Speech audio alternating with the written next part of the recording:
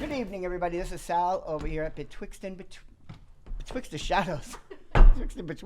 Betwixt the Shadows. Tonight, I am so low.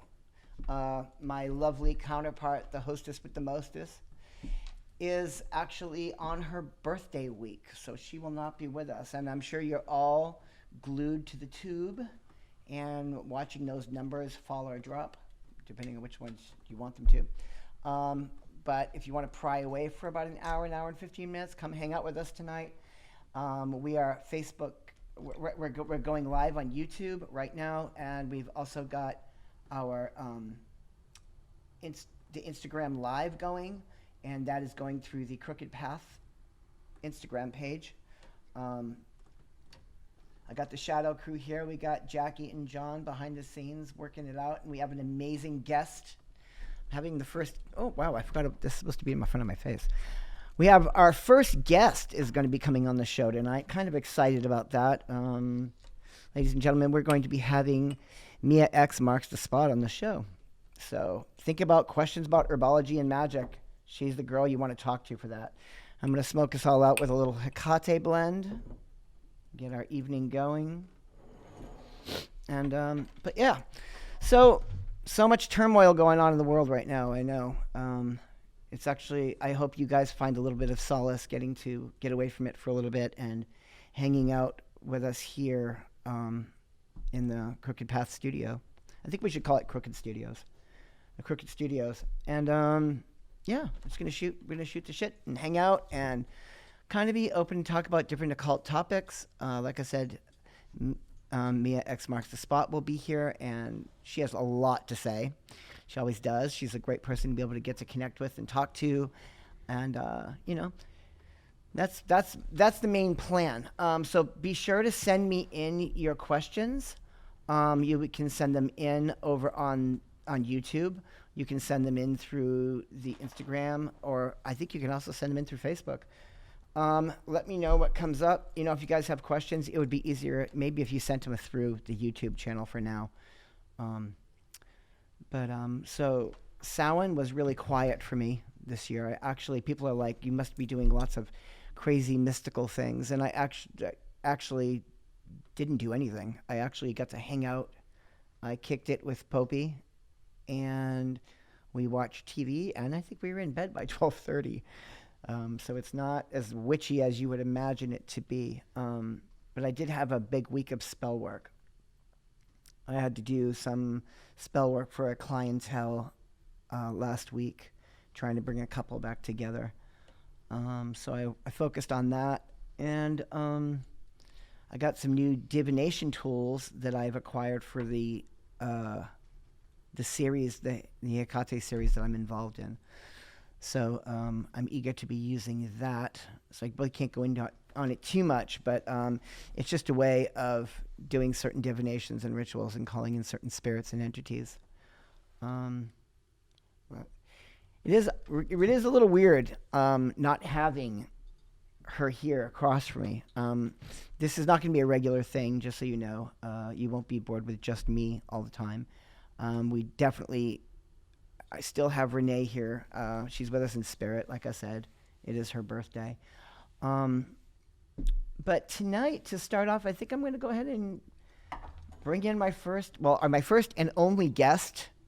Ladies and gentlemen, a really good friend, a great musician, an awesome witch, and a great herbalist, Mia X Marks the Spot. Yay! Yay! I'm here. So excited. That's true. She's here. So how are you? I feel like you're my cousin. I've been wanting to post that, but then I thought you might be offended. Yeah, I think we are kind of cousiny.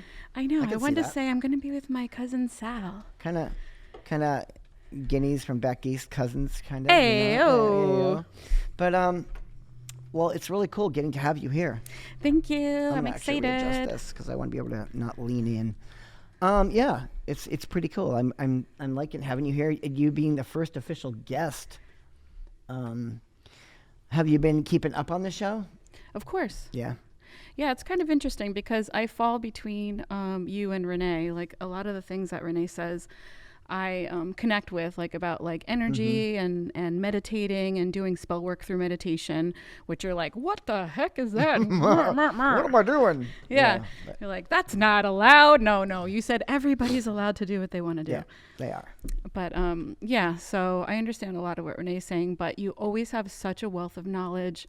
And I'm so into ceremonial magic. I always want to learn more. Like, you've really got me into some cool stuff. And like I was mentioning to you today, I had some weird entity in my house, and I did the Kabbalistic cross, and it totally changed everything. Like, I just think cool. I just think everyone should know about it. And like, I think meditation is so important. I think that people do magic almost from a place of like, they don't know, they kind of have low self-esteem about it. They're like, what should I do? I don't know. I need to ask somebody. What candle should I have? How should I say the words? And I think part of magic is like finding that peace in yourself and having like that stability and that grounding, because if you're not grounded, I feel like you can get into a lot of trouble with magical stuff. Definitely, and that's part of the foundations of magic. You need to have that grounding. It's really cool because some people I've turned onto like the cab cross. Some people really like it, and then other people are like, oh my God, this is too much like Christianity for me, because it reminds them of the sign of the cross, which it's not unlike. It's just a Kabbalistic perspective on it. It's just a great little mini ritual to learn. And I think I brought this up in one of the first episode. When people get involved in ceremonial magic, the only thing that shuts them off to it is it reminds them too much of dogmatic Christian-based religions or Western systemized religions that, a lot of people grew up doing. And I feel that if you open your mind to it and you try it out, you're going to realize that it's really amazing stuff. And it's all about within. It's not so much about worshiping any deities from like Hebrew or Christian faith. We're using certain terminology that's definitely Kabbalistic and Hebrew in origin, but that doesn't mean we're worshiping from the perspective that most people think. So I think it's important that people give ceremonial a chance, and I'm glad you did, because I believe that it also makes people better at being witches. I agree. Yeah. I think that in general, people need to have meditations in their life. And meditation isn't about closing your eyes and sitting there. It's about letting your thoughts clear past you and just be in the moment. And then there's different meditations. There's ones for grounding. There's ones to connect to astral plane. There's all different types of meditations. And people kind of get thrown off by the word meditation. Like, I can't shut off my mind. I don't want to. But I think it's really important, and it's good to try different things. And the reason why I wasn't scared to do the ceremonial is because I don't really have a strong connection to the Christian rituals, but also because I used to study with the Dharma punks, which is like, that's based in like Buddhism, and I don't consider myself a Buddhist, but I think it's good to like just try different things and take what pieces work for you to build your foundation of who you are as a person. Because if you don't know if you're the type of person that will curse someone, then you shouldn't be cursing someone, because you're going to leave yourself open for some weird stuff if you don't know who you are as a person. If you don't know what you're into, how to ground yourself, know your senses. Like, everyone feels energies in different ways. Some people might, hear something or feel something. And if you don't know any of that stuff and you're just like, all right, I'm into magic, it's like, I think it's really important. It's almost like Mr. Miyagi. It's like you have to like wax on, wax off before you should be doing the other stuff. I agree. We just a little reminder from the Shadow Crew. Remember to get your questions to us through YouTube.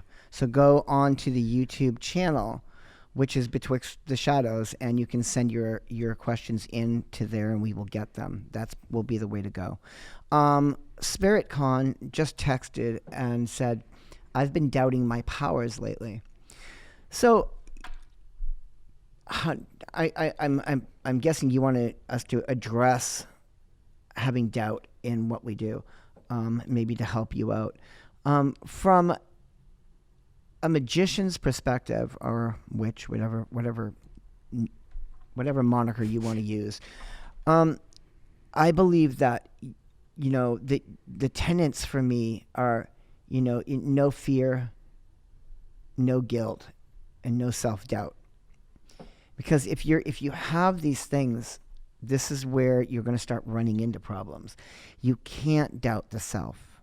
Remember, you're of the gods. The energy of the gods flows through you, and when you're channeling that, if you're looking at it from a ceremonial magic perspective, you're bringing the light of Keter down into you, into Malkut, and the God is the God and Goddess energies are flowing through you.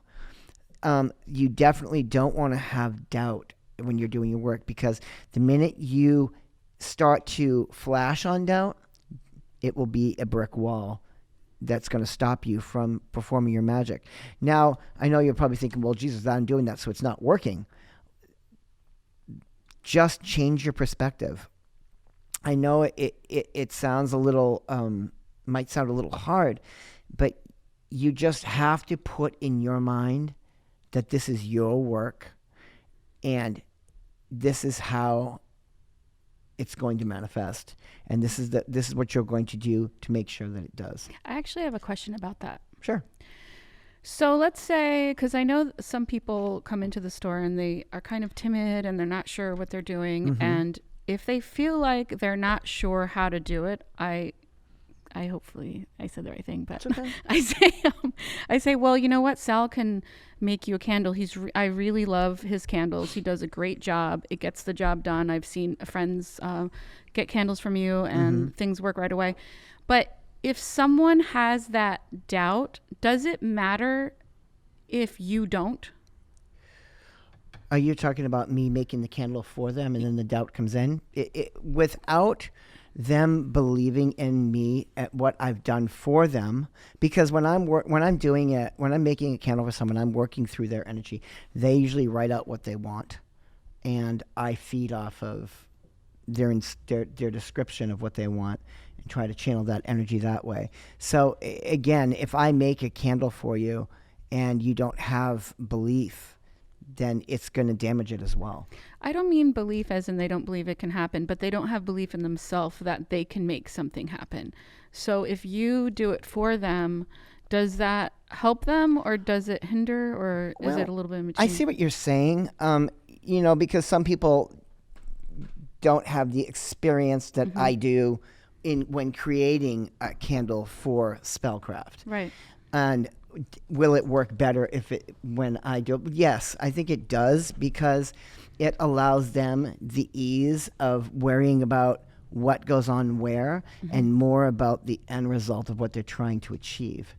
So yeah, I think it does help them. But the thing is with me, also, as much as I do make candles for people and I carve candles for people, I really, really am trying to talk people out of getting them done. I know I'm doing the opposite. Yeah, I'm like, get it done by Sal. It sounds weird, but lately I've been focusing more on taking people over to the candle bar and walking them through and guiding them to make their candle, because then they're getting their hands in it, and then the next time they come in, they know what to do. And it starts setting them up. Now, it's a lot different if I'm getting a call from somebody in the middle of wherever saying, hey, I need this spell candle created, send it to me, and then I'm going to do it. That's different, because it's people that is far away. And I do custom carves for people for sure. Yeah, but I feel like I feel super confident in things that I do, but I know that if I really wanted something done, that I might have you do it, just because it's so sacred to you. It's like, it's you take it to a different level. Definitely. I mean, and because once I step up to the plate to do magic, it's on. That's what I know. You know, that's what I'm good at. You know, so I'm gonna turn that around on you a little bit. So, like, what about if somebody says, Mia, I need to do this spell, but I want you to make the herb blend to help do this work?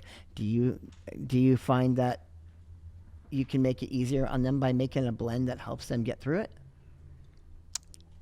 I mean, I'm basically taking out candle, putting in herb blend. well, or the something you reason could why do. I think it's a little bit different is because I don't and I'm sure we're going to get people that are both, but I personally don't know a lot of people that know the medicinal side of herbs and the magical side. When I was doing my magical apprenticeship, there weren't a lot of herbalists there. And the way that we were taught it, we weren't taught any of the medicinal side. And so you learn about herbs in a one-dimensional magical way. And then when I hung out and I did my apprenticeships, I'm doing an intensive now. It's always good to keep learning, right? Sure. I feel like in the medicinal world, they don't want to hear about magic.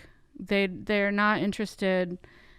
You know, they're not like the most that I've gotten out of the medicinal side is like they'll talk about the heart chakra, and that's like whoa, they just talked about the heart chakra, you know, but they don't mix. And so I don't feel comfortable with other people doing things unless you've taken my class, because I've talked about herbs that, you know, you can ingest and what's the best way and why you wouldn't, and, you know, for each planet. But that's why I kind of am more interested in helping people or giving them the information so that they help themselves. I don't want them to work with poisonous herbs.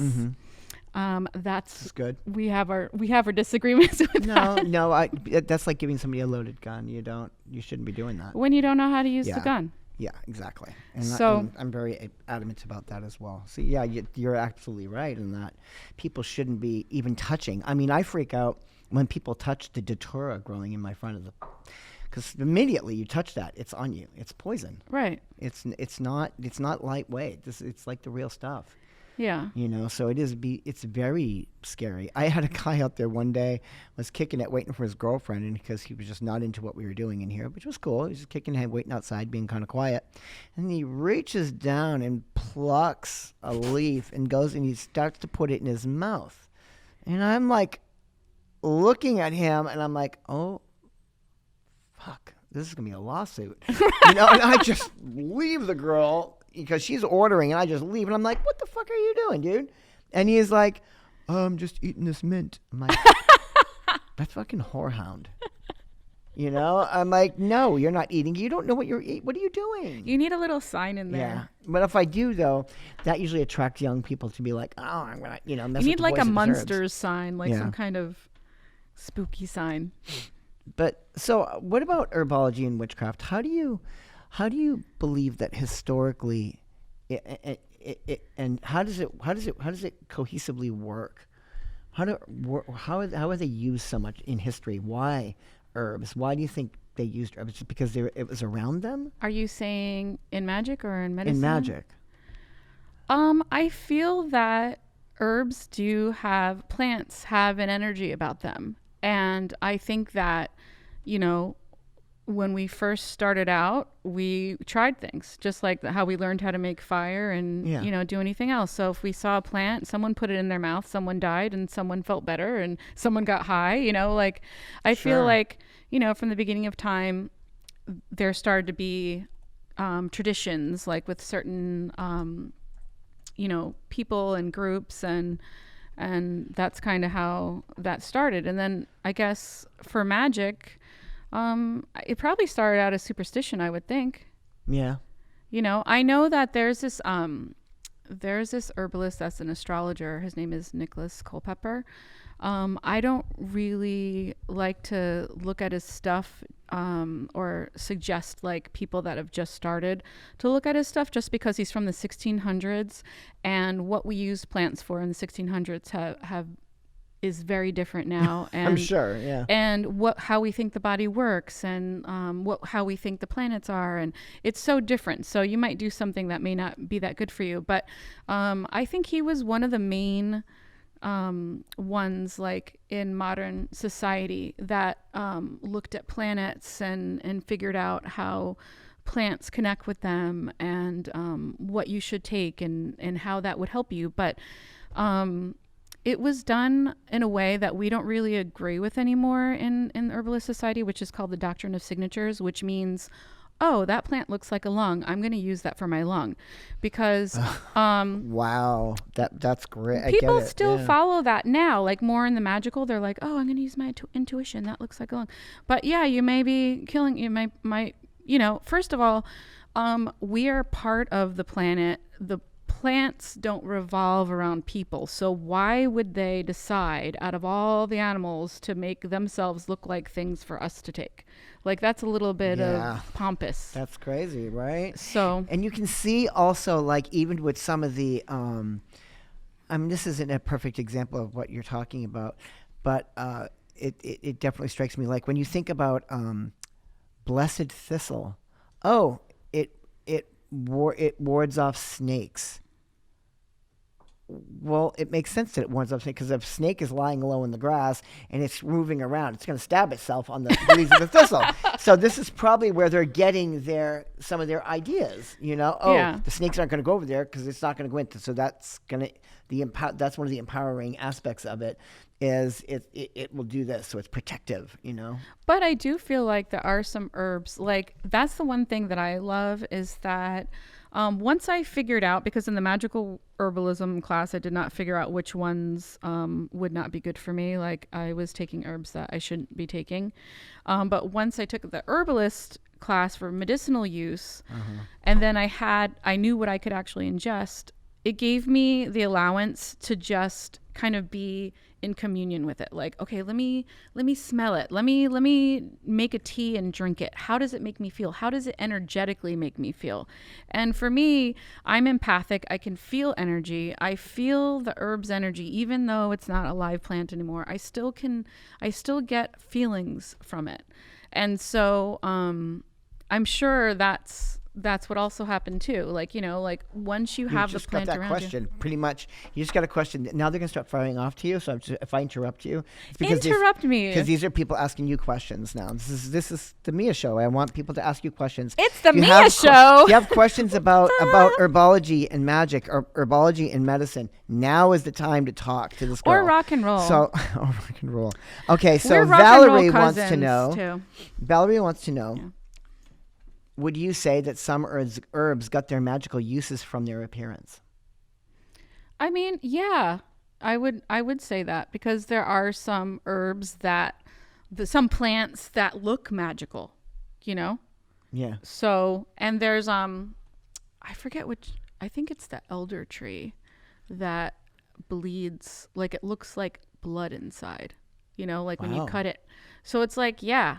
So there's definitely ones. I think that, when we first started out and we were figuring it out, we came up with all kinds of ideas. It's like, throw a rock, see if it hits. I mean, how did chicken soup become like the thing that makes you better? Like, we had to boil a bunch of animals and then see which one worked. Somebody's saying that they're seeing orbs bouncing all around us right now. Really pretty ones. Yay. That's cool. It's probably the Hikate blend. The Hikate blend is pretty potent, and this is actually the little stash that I got for myself, and my coven members. So I have a private stash, but the stuff sold out so fast this year. I know, I grabbed it so fast. I got the special carved one. Yeah. Oh, yeah. You did get. I was like, I need that. It's an emergency. You're like, who is this? Yeah. Yeah. Divine Cosmic asks. Rasavada. It's called Rasavada. Each plant holds a different vibration. Rasavada is, and that's a question, I guess, because it's a question mark behind it. So each plant holds a different vibration. Well, I think there's different theories, The orbs. So what I've studied was Western herbalism, right? So I mix Western herbalism with kind of like magical properties that I got kind of like out here in California. So they're not like traditional Chinese medicine. It's not like Ayurvedic. Yeah. I think that every area has different ways of thinking about herbs and their vibrations. But I do feel like, I don't know, I feel like they have personalities. I feel like there is an energy. Everything is an energy. So, I don't know. And it's like when you look at the old herbology books, they're always showing you pictures like the mandragora or the mandrake, the little person that comes out of the ground and screams. Yes. And just the whole concept of how that really worked. I heard, and in some veins, I heard it was poisonous herbs. A lot of poisonous herbs that Hikate worked with came from Cerberus dripping from his mouth and hitting the ground. That's so cool. And that brought in a lot of the poisonous herbs.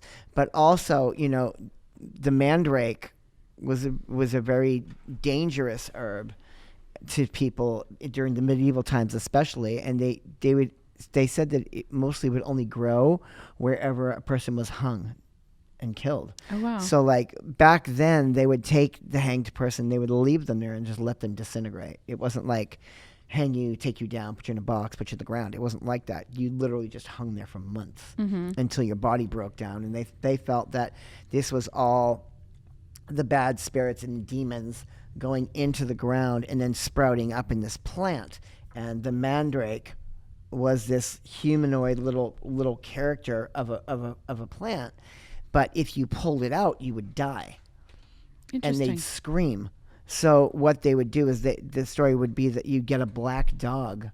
They always picked on the black dogs. I know. And they pick on the black cats too. Yeah, they tie the black dog. And by the way, black people. Yep, exactly. They picked on people. Anything that's not, they're perfect. Right. But God, I just lost the You had the black dog. Yeah, the black dog was tied to the plant and then made to run, so it would rip it out of the ground. So the person wouldn't be cursed that was getting it. And then they'd kill the dog to get the mandrake. So we're getting some more questions here. Let's see.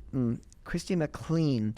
I got the veil thinning incense for Samhain this year, and it smells amazing. Thank you. Seeker773. Please tell us about marijuana magic, a.k.a. the other high magic. Well, that's interesting that you say that, because it kind of was my next point of like how you talk about mandrake, and now we're talking about marijuana. And there's this thing in the herbalist world that we call plant lust.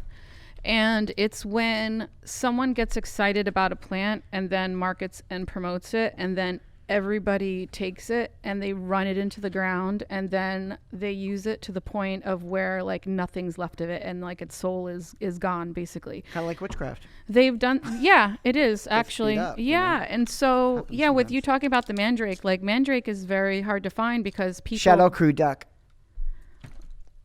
people Sorry. people really wanted the mandrake, and now it's almost, I feel like it's almost extinct, or it's really hard to find. And actually I became friends with someone that makes Sorry about that. Grows mandrake from you, actually. Yeah, I've got my mandrake from her. Yeah. So it's good that someone's actually growing them, because so many people take them. And it's again with marijuana.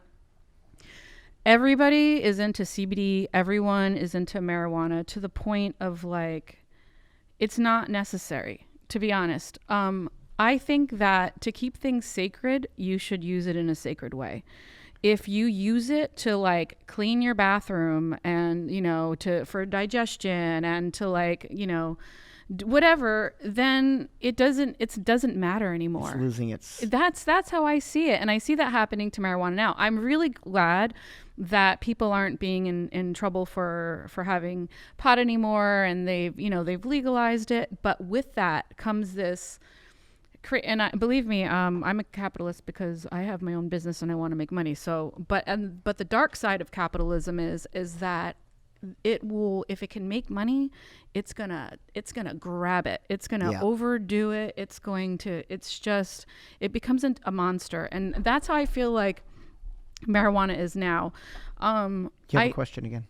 So I think that basically, if you're going to use marijuana and magic, I think that you should consider it sacred and use it in a sacred way. And, get it from someone that you feel like has grown it in a sustainable way, and, not just be part of the whole marijuana train. Okay. So, Divine Cosmic Rasavada asks a second question. Do you ever wild harvest? I have learned, so that's the other thing. It's All right, like, I'm not in the know with this, so give me some so, buzzwords. What does that mean? well, basically it's like going out and harvesting, your own plants, picking them. So, in Like the our ancestors did. in the magical world, we learned about harvesting, but in the medicinal world, it's like we have to be really, careful. We have to have our boundaries, and we have to make this a sustainable thing, because whenever someone talks about an herb, people go out picking until they're all gone. And so what I've learned being in LA is that, you don't really go and harvest stuff, because you don't know the environment. You don't know why it's there. You don't know if it's holding these other plants alive. Like, it's an ecosystem. So you just don't go picking stuff. Like, I pick stuff in my neighborhood, like if there's a rosemary bush, I'll pick from that. But I don't go out looking to pick plants, because in this moment in time, herbs are becoming really, really popular, and there's so many people picking, and they don't know what they're picking. A lot of times people pick stuff and it's not the thing, and they can hurt someone or themselves, or they're picking something and then, it's ruining the ecosystem of wherever they picked it from. So in this moment in time, I'm not someone that wild harvests, and I don't think you need that romanticism of picking it yourself for it to work. You can go to Crooked Path. Thank you. Yeah. You can go to Crooked Path Or any place. I'm not, as much as I love talking about my shop, I'm not here to, it's not a commercial for the shop. Guess what? I don't make any money, and it's not a commercial. No. So I can say go to Crooked Path. Yeah. Besides, I love Crooked Path, and this is where I go, and it's the only place I really feel like I'm at home. It's because you work here. You're part of us, our crew. I'm so glad that you're not going to get rid of me. You have got more questions coming, so I've got to keep you short and keep these coming. Second part of that question is, do you ever work with Blue Lotus? And can you tell me a little bit about that? Blue Lotus is another one that's kind of been overused a little bit. So I haven't, just for that reason. I do have some Blue Lotus. Again, like when I was taking my magical herbalism class, we learn about all these herbs, and it's all this romantic stuff. You can be just as romantic with mullein, and mullein is not going to go into. It's my favorite herb.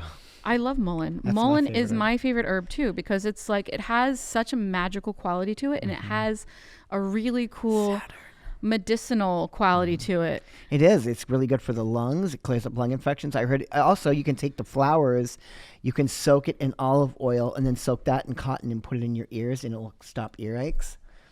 I haven't heard about that. Yeah, that's one. But mullein actually moistens the lungs, Yeah. and it's a tonic for the lungs. So if you're a smoker, it would be great for you to take mullein, because it will moisten and help keep your lungs healthy. You'll still die of lung cancer. So quit smoking. But you won't be in pain. You won't have that pain. It just like when there was the fires around, I was feeling a little overheated. It immediately cooled me down. It immediately moistened my lungs. It's great. And you know what's so cool about it is that it's like in the magical world, it's very fiery. And I always consider... Mullein? Yeah. Mullein Saturn. Is it? But I think the element is fire.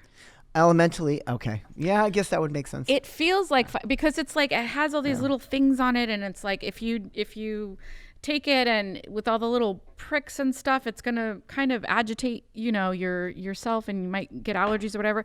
But if you put it in water and you strain it out, and you strain all the little spindles out or whatever it is, and you drink it, it's like so moistening and cooling, and it has and it's an Hikate herb. So it kind of reminds me of Hikate in that way of like, she has so many different aspects of her. Ding. time for another question. You've got 3 more.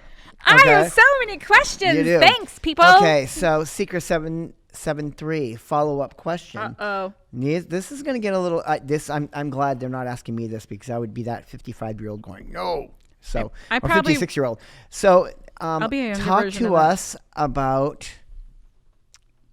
DMT and Ayahuasca. Ayahuasca. Ayahuasca. I didn't even know what that was. Yeah, ayahuasca. Talk about that. The more spiritual, sacred plants. Thoughts on it? Well, the thing is, and this is what I'm trying to get across, is that your rosemary, your thyme, your basil, your bay leaf, those are spiritual sacred plants. You just have to make them as such. I have 2 different cabinets. Actually, I have a F-ton of cabinets, but I have, you have more cabinets than your husband has drums. I don't know about that. He has more snares, I think. Yeah. My one section of my cupboard in the kitchen is for cooking.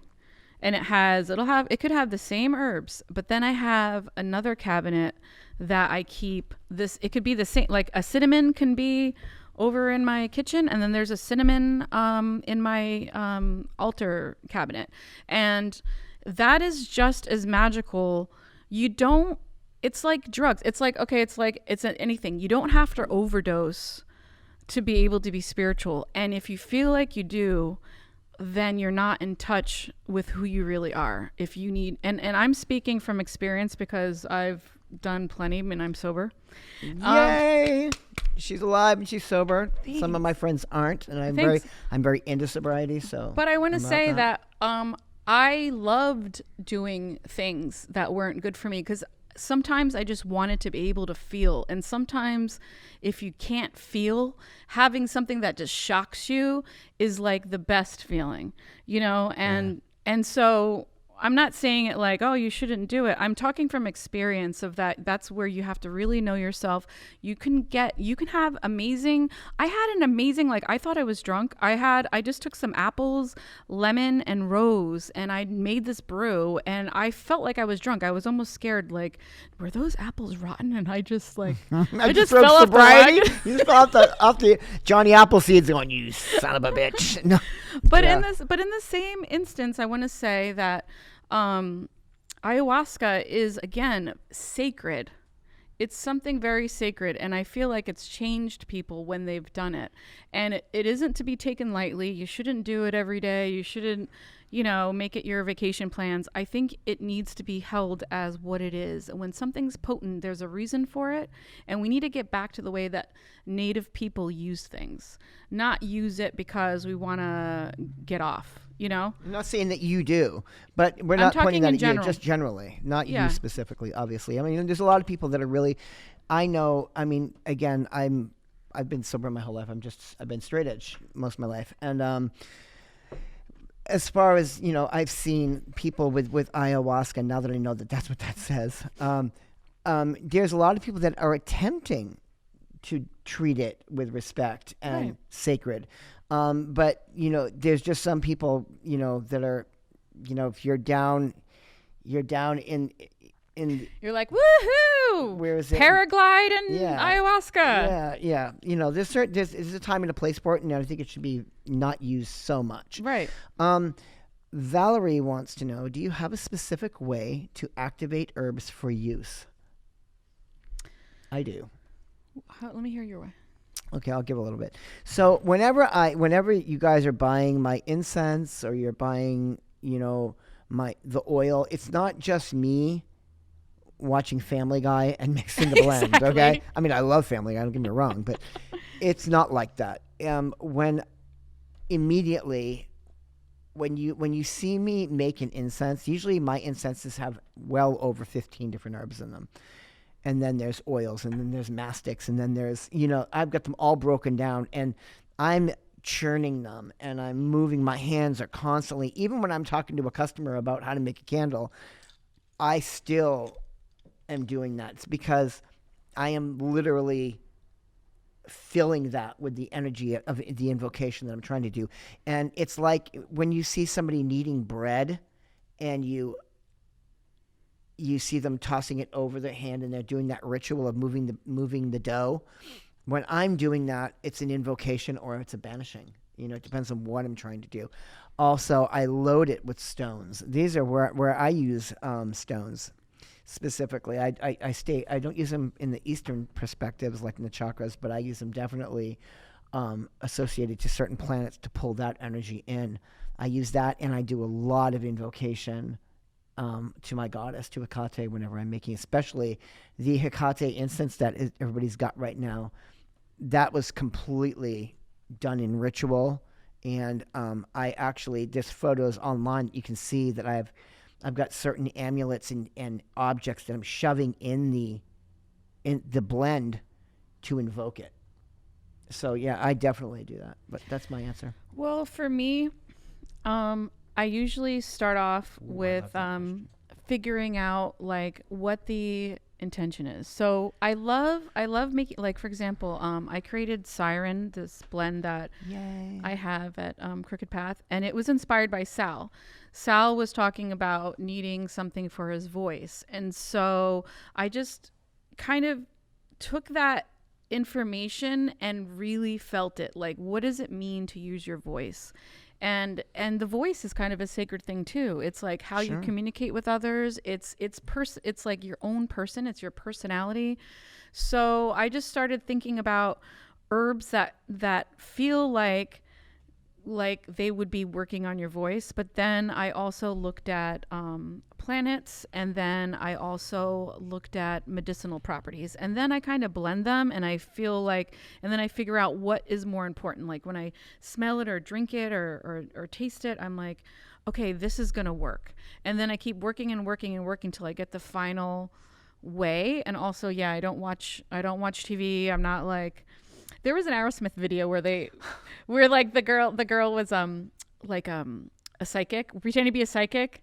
I don't know if you remember. It was an old video, and it was like she was smoking a cigarette, and she had like all these kids around and everything, and she's like, see you in your future. It was the phone sex one. Yeah. Oh, phone sex. Yeah, it was when phone sex was a thing, and you'd pay, and you'd be like, "Talk to you later, Hal." And it's actually and she's like kicking her kid back, kicking the kid with the rollers in her hair. Yeah. Yeah. So yeah, again, it's like I personally, I make it my time of really focusing and being in touch with myself, grounding myself, and then like getting a hold of the herbs and feeling them, and then making the mixes. And then I like other people to try them. So then with that one, for example, I came on down the Crooked Path and I said, Sal, how do you like this? And you're like, it's too spicy for me. And then I go back to the drawing board, because I want something that everyone's going to like too. Like if it's for yourself, like I have my Hikate blend has chili pepper in it, and I love hot stuff. Like that's my new drug. I love like it to be so hot. So and then I gave it to Sal, and he's like, no. So I had to make 3 little peppers in each instead of like doing it. You have another question. It's a good one. Divine Cosmic wants to know, how can you use Vervain in magic work? Vervain, I feel like is for like dreaming. That's what I think Vervain is for. Vervain is Venusian. It's definitely a Venus herb. So I could run downstairs and look, but I'm pretty damn sure it's Venus. Well, if it's Venus and it has like that dreaming quality, I mean, for me, my favorite thing to do with herbs is to make teas out of them. So I could, I would maybe make a tea, but I guess it depends on how you're using it, because you could use herbs in a bath, like whatever. It depends on what your intention is. So how would you use an herb in magic work? So, I mean, I would definitely, for me, I would be mixing it into an incense blend for that reason. So my way of doing it is a little bit different than yours. Yeah. Is that I try to use as little herbs as possible, because to get a tea, you need about, like, I would say I try to use maybe 4 herbs, because you don't want any of them to overshadow or to have so many things that you don't really get the energy or the flavor or the constitute, it's like, it's better to keep it simple than to put a lot of stuff in when you're making a tea. If you're doing an incense, you can sprinkle all kinds of stuff in. With a bath, I'm kind of similar with the tea, where I want like 4 herbs that I'm I feel really comfortable with working with, and then make a bath with it. You can make tinctures, you can make glycerites, you can make, vinegars. Candles. You can also use it on objects. Yeah, there's so much that you can do with herbs. So Mm-hmm. it really just depends. But I think the most important thing is to get your hands in it and get yourself dirty. Like put it in your mouth if it's not going to kill you, or like put it in your bath. Like really know the herbs so that when you're ready to do something with it. Why are you laughing at me? Because we just got a new question. Sorry. Brenda says that she misses All right, us. that's Brenda. the end of that. Well, you're going to love the next question. That's why. Uh-oh. Can you guys talk about Led Zeppelin and the occult? Yay! Who said that? John. Yay! I'm so glad. Did you know about that? Because Sal, we talked about, I was like, oh, can we talk about rock and roll and the occult? And Sal was telling me all this stuff about Led Zeppelin. I'm like, really? Tell me more. There's so much about it. I mean, well, first of all, most of the popular songs that Zeppelin did really came out of the Lord of the Rings, the trilogies. It did. Interesting. Oh my God, I was just going to get ready to quote, but I'd rather not go into that right now. No quoting. No quoting, song quoting. But Zeppelin and the occult, I mean, first of all, Jimmy Page lived in Crowley's house on the Loch Ness. Wow. He lived in his castle. So there was a lot going on there.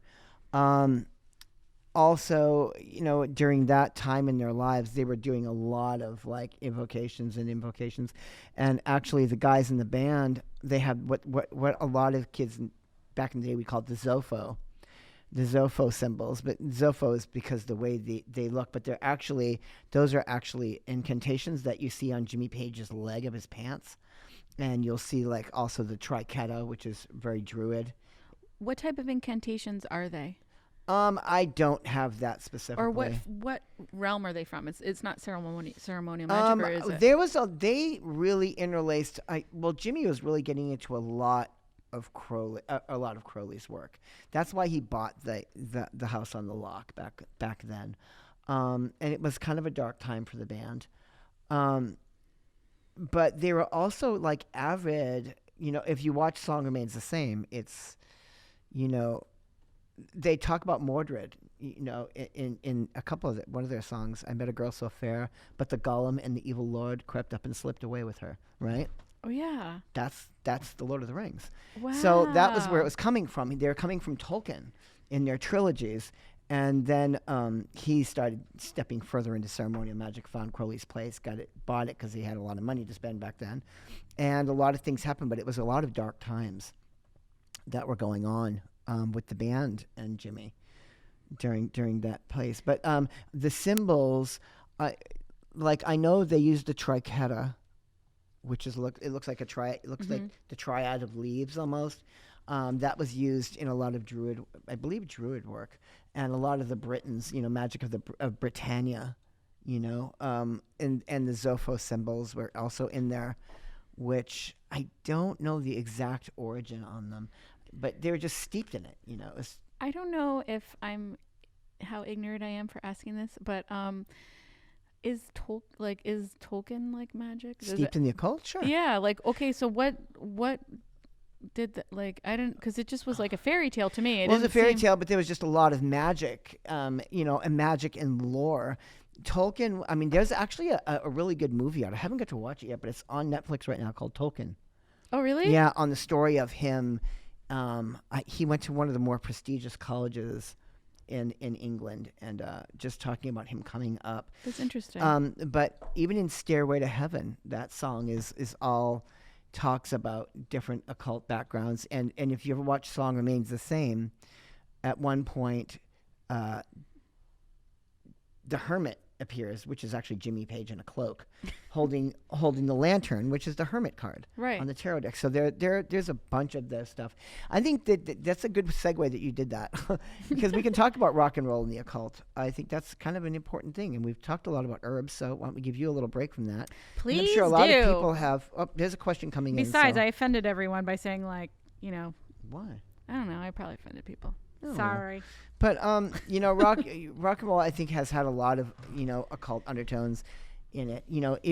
Especially in the 70s, they were really trying to, push that whole feel. And I believe that even Aerosmith, because they never really clung to the occult, but when you look at the song Kings and Queens, it's all about the medieval lore and sorcerers and warlocks and the Maiden Fair and all Dio. that stuff. Yeah, and then we go into Dio. Well, here's Jesus, you have more herb questions. We're not getting away from it.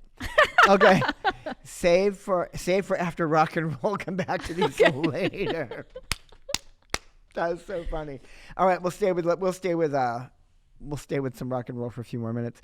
But yeah, I mean, in rock and roll, I mean, Dio, of course, in the metal years, in the classic metal years, but pre-Dio, when you start looking at Elf. But I would just I like Elf. Yeah. But besides that, I would just like to let people know that the horns that we do, like for metal, right here. it's Italian. It's okay? Italian. All right? That's what it is. It's the maluk. Yeah. All right? It is. That's why I wear it every day when you come and see me at the shop. That's right. Because that was something Dio's grandma used to do to him. Yeah. And she'd do that to him, and he'd send it back to her. But all the kids were going, my grandma taught me how to do it correctly. If you think someone's giving you, in New York, we called it the maluk. It's supposed to be malukio or something. Yeah, malukio. But she would say, go like this. You do it. You go like this, and she said hide it so they can't really see, so you don't know they're giving. You go itibulio. So it's so beautiful. Yeah, and then I started looking that up, and that there's actually she's right, the malocchio or the hand, and then there's corno, which is this, and then people keep going, is that a chili pepper? It's actually not a chili pepper. Yeah, it's the corno. I found out that in some of the regions of Italy, what they would do is they would fashion these. Some people called them a devil's leg. Some people called them peppers, but they were just this horn of plenty. And if you find them back east in some of the stores, you'll see that they have a gold crown on them. And the gold crown was, back in Italy, you could open that and you would put your ancestors or family members that had passed, their ashes in it. That's so cool. Yeah, and then you'd hang them in the house. We need some here. I want one. Yeah, so that's actually a thing.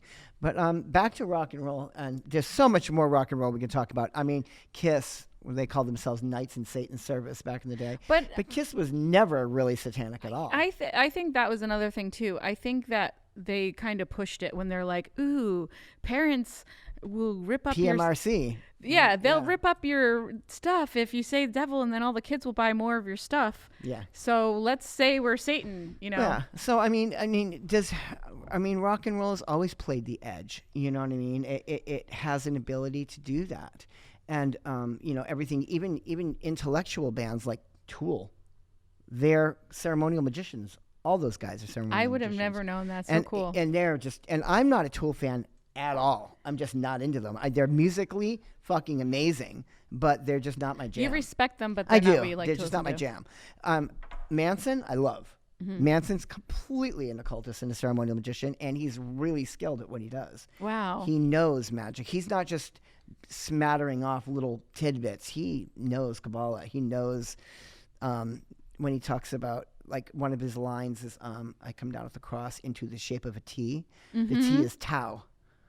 And Tau is used in GD, in ceremonial magic. Wow. And then in the Hollywood album, when you opened up the CD, it's all the major arcana. That's my favorite Manson album. Me too. Yeah, me too.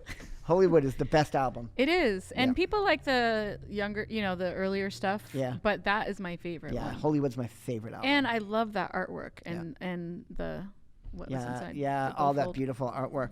But yeah, I think a lot of bands really wanted to jump onto it. Look at, even in the 70s, Blue Oyster Cult, did the same thing. Deep Purple used it More at times. cowbell. Yeah, more cowbell. So I mean, rock and roll, and it just stems over. Okay, but what about Black Sabbath? Because I love Black Sabbath. I don't think they're satanic at all. I know that they wanted a dark sound, and that's what they really wanted.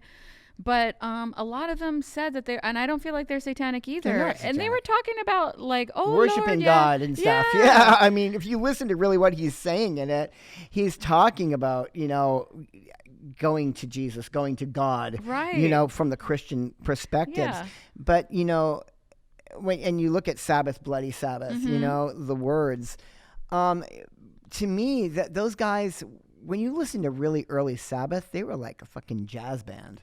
They were They awesome. were amazing musicians, and they just played. And it was fucking Iommi. It was Tony Iommi. It was all about that friggin' wooden finger, man, on his frets. I think they were all. You know? I think they Bill Ward, all. everybody was great in that Yeah. band, hands down. But Tony just had that vibration because of the wooden fingertips. Yeah. You know. But let's move away from this a little bit. Back to herb questions. Darn. Divine Cosmic Rasavada. Do you have a favorite root, either of you? Do you have a favorite root? I'll let you go first on this one.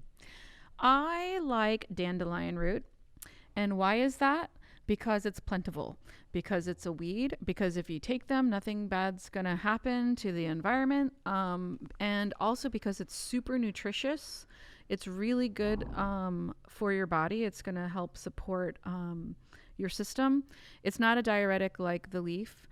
And it also has connections to intuition. So I actually have it in my cosmic tea for that reason. It's like grounding, and I just really like it because I feel like it gives me that kind of grounding feeling. It has this magical property and is plentiful. On that thought, dandelion, do we know why it's so sacred to Hikate?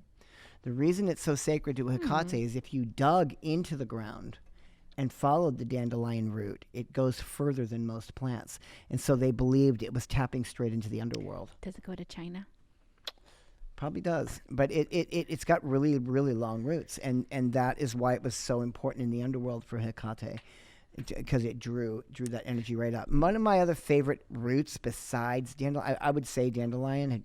Really? But I'll just go with, I love dandelion. I'm so happy. Well, because it's sacred to Hikate. That's one of her main And jams. that goes with what you were saying of like, okay, how do herbs become magical? And you were saying like there's this deep root, and it puts you in that mood. Yeah, you know? It makes you start to associate. I also like bloodroot.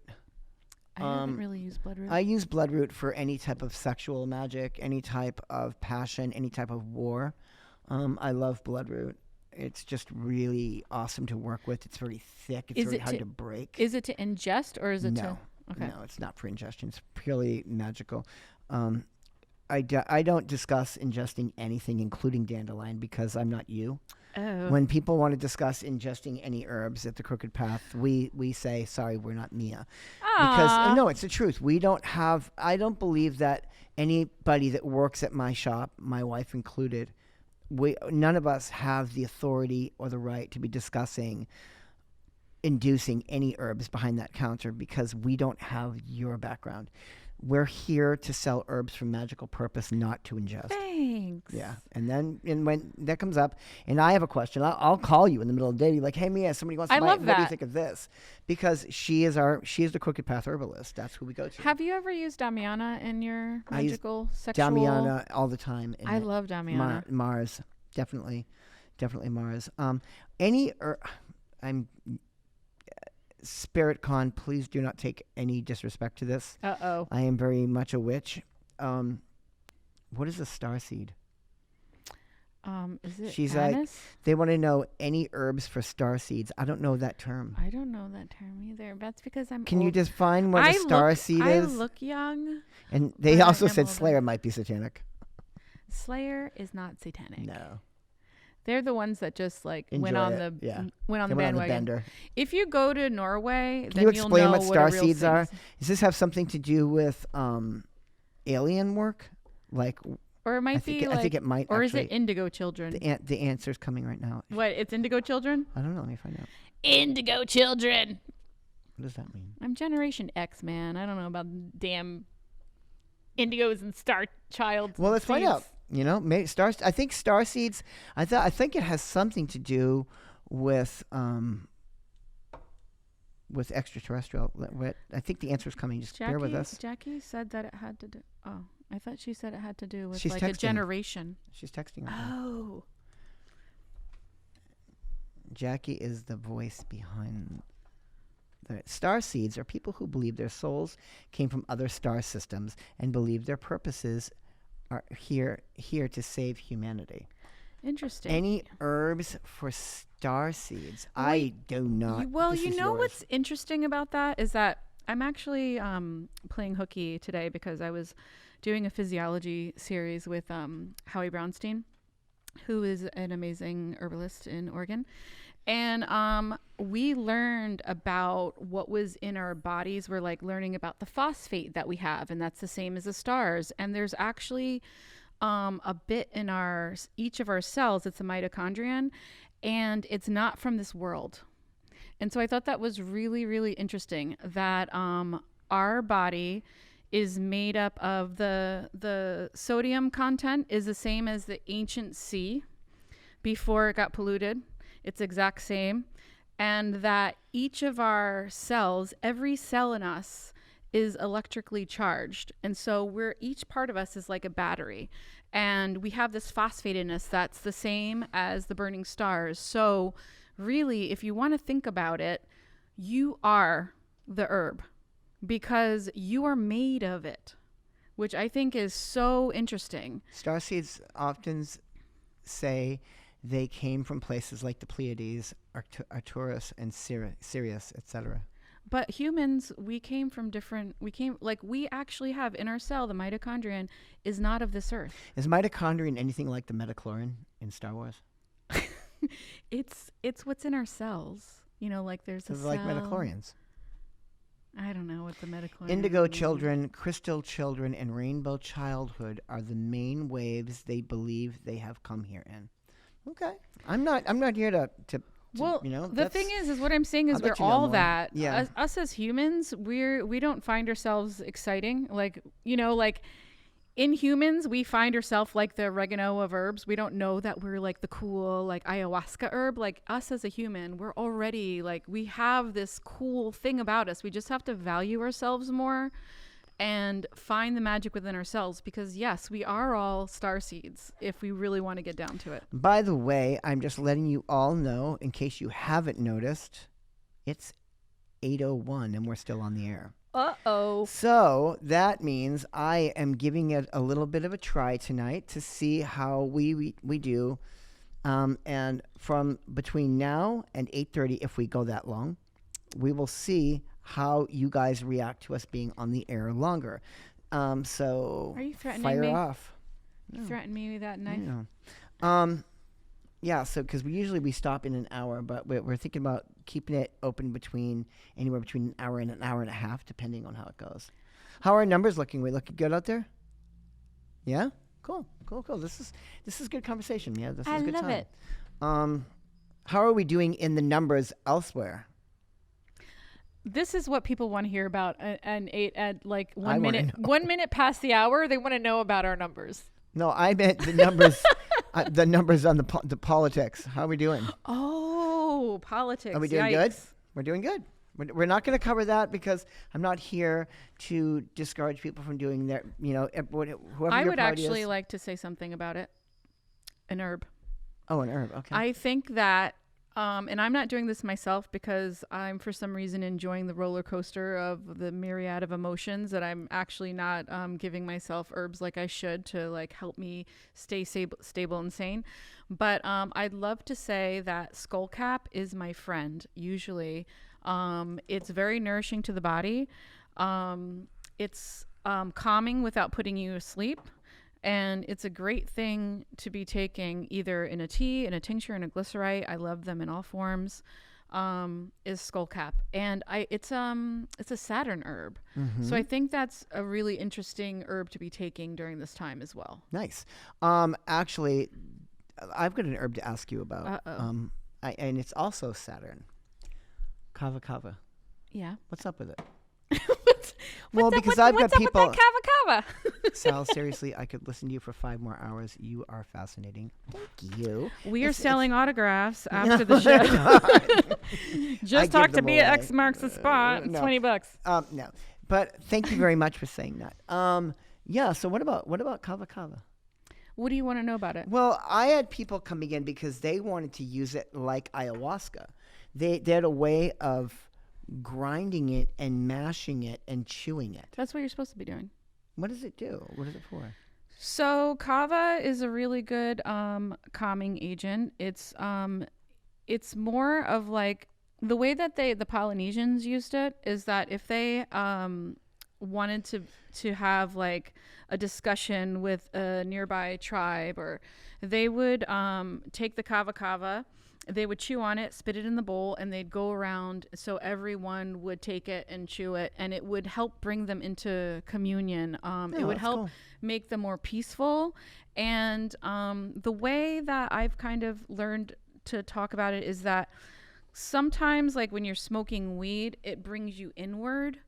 Kava brings you outward. So you want to be in community.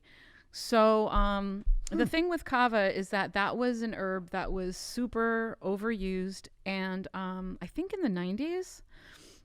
And what happened was it became like that plantless thing where they were overproducing it, and they said that it made you have liver damage, and that isn't true. The reason why they said that was because good old capitalism had them like taking the root when it wasn't ready, when it was too young, and when something's too young, the properties haven't. Yeah, they're not producing. Right. So you're supposed to have the root after 4 years, and so they didn't want to wait for 4 years. And so it just became, so it's really important to make sure you get it from a reputable person. And the way that I use it is that I grind it really fine, and I put it in coconut milk, and then I might add like a little cinnamon or honey, and then I drink it, and it's like, it like will numb you. It'll numb you physically and a little bit mentally too. It just kind of calms you down. The reason why kava is really good with coconut milk is because some of the constituents come out with fats. So it's good with fat and it's good with alcohol. It isn't so good with water, though. The native people that used it did use it as a tea. If you are going to use it as a tea, you'd have to be really, really steeped. Like you'd want it to stay for a long time, just, on a simmer. Just to get everything you can. But the best, the way that you get the most out of it is by chewing it. Okay. Soleil is on here.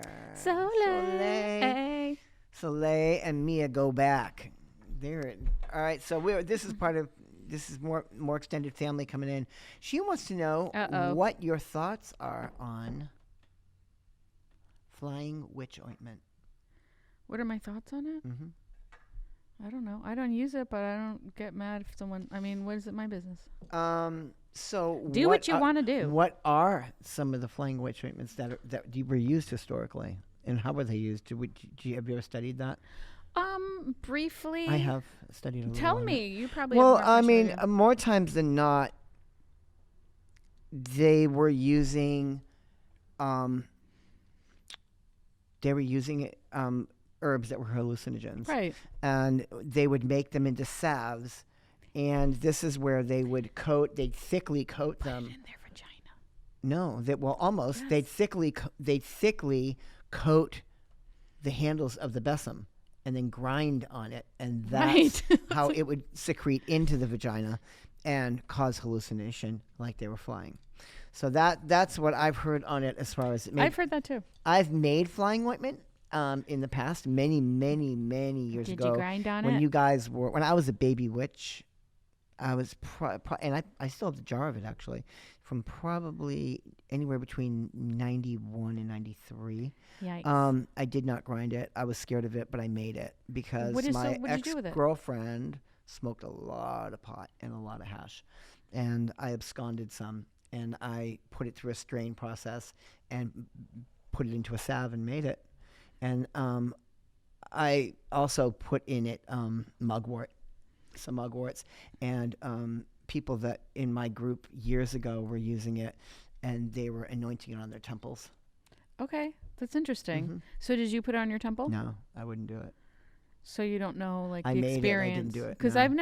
I've never used I'm just ointment, really weird about any type of, this is where Mia and I, one thing we don't have in common is I've never tried drugs or substance. I have my own problems that I had to deal with that wasn't substance based, but all my friends, my original old friends, are all dead because they're all junkies. And I came up in a time when heroin and speed and like not even speed, heroin and cocaine and methamphetamine and PCP and all that stuff was going on.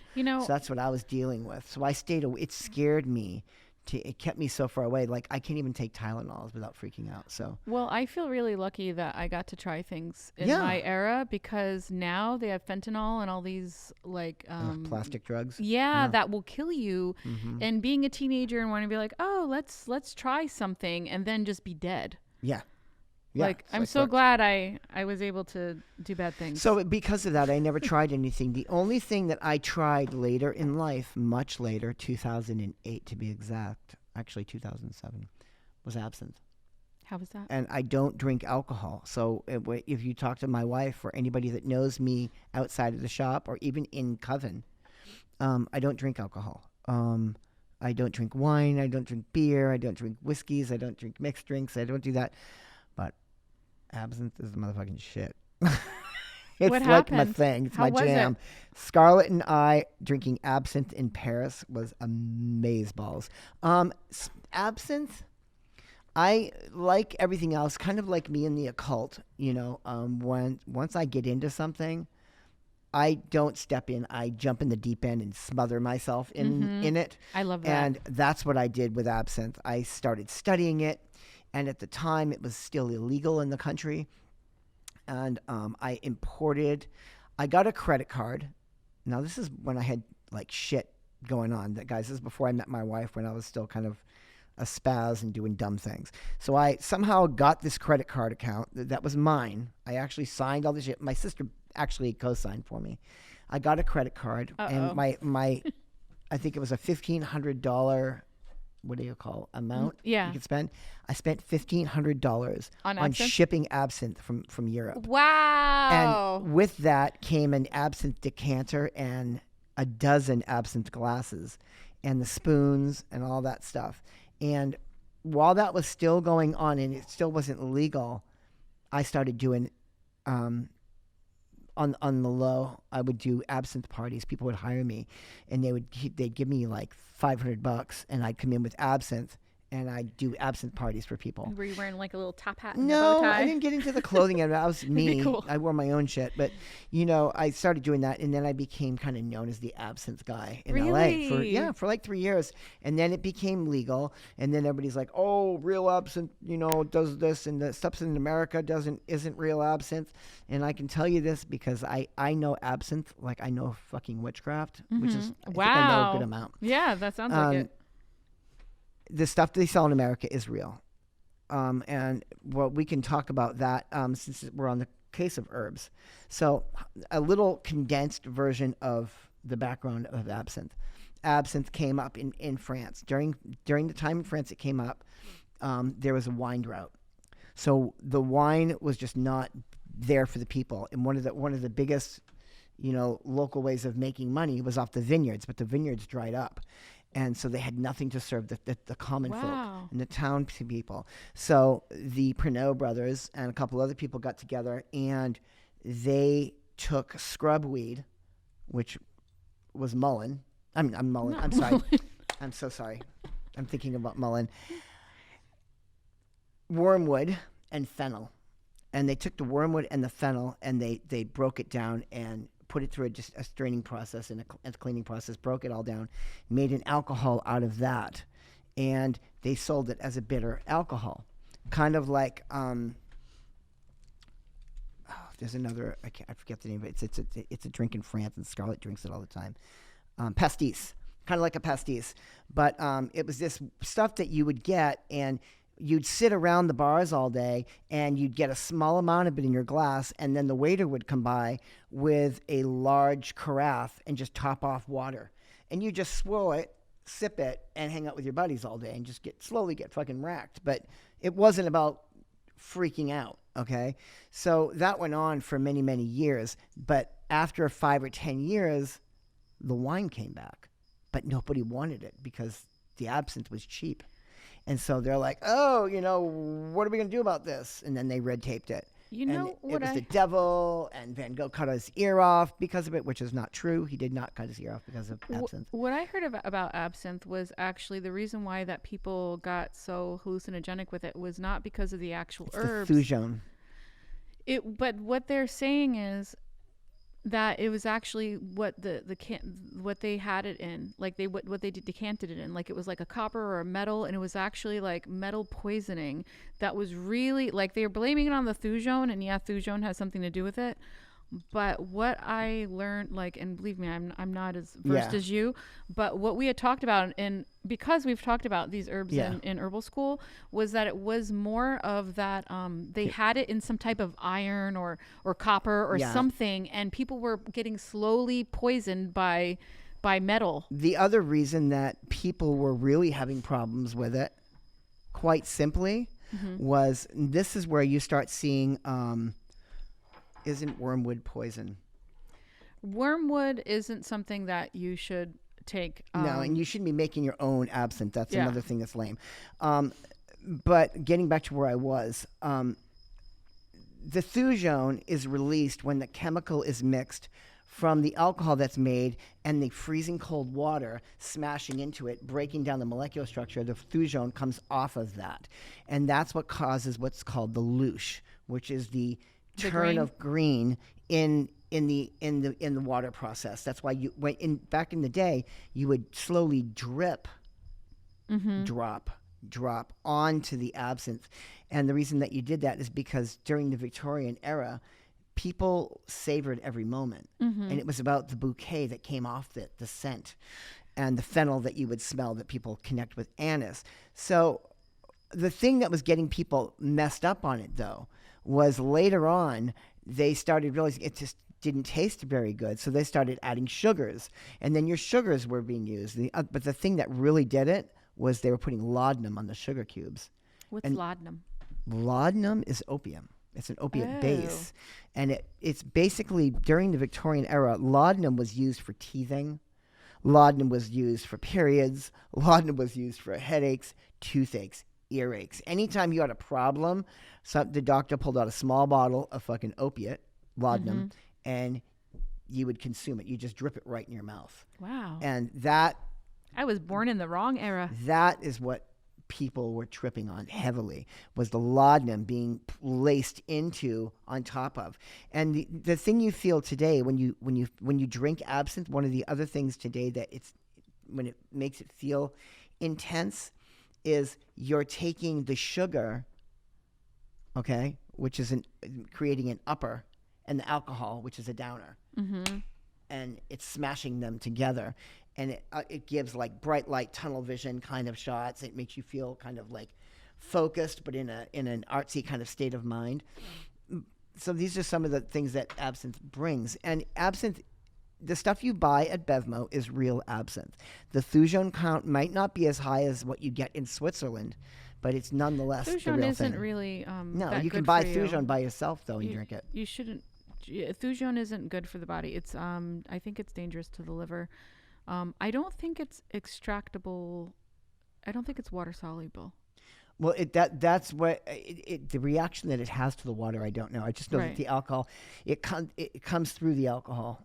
Through the wormwood. The alcohol, it's extracted. Yeah, it's extracting that way. But you can buy pure thujone in 2-ounce bottles for like $45 a bottle. Don't do that, everybody. But there's other things you can do. So this has been an interesting little serious thing here we got going. I think we've got people asking. Renee's on. Thank you, Mia. Yay, Renee. Renee, we love you. We love Renee. Thank you so Renee's much, my Renee. hostess with the mostest, even though she's not here. She's so much more like put together and like. Renee's awesome because she's the queen. You know, she's on the other side of me. You know, she banters me. You know, we are so exactly opposite. Rainbow glitter star. You know, that energy is much different than the old crotchety 55-year-old get off my lawn witch guy, I think you're a little rainbow glitter.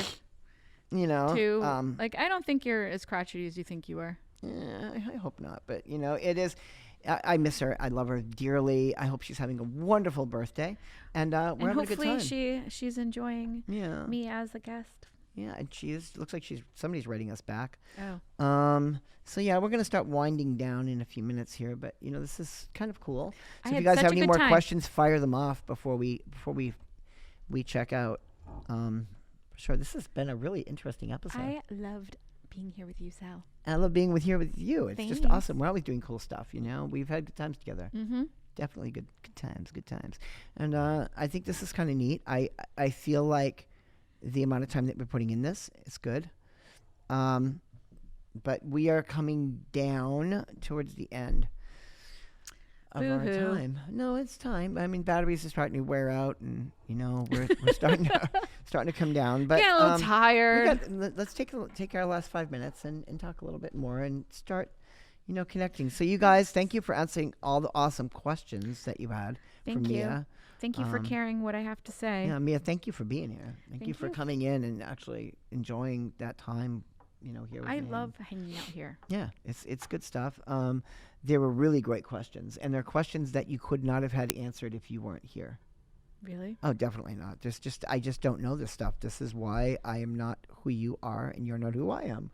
We need Mia. We need Mia's energy. We need And that. I need you. Yeah, it works, and You you and me. have And me. so much knowledge, and I love that because sometimes I don't have the answers. You know what I mean? That's okay. And Sometimes I don't have the answers. That's why I look things up.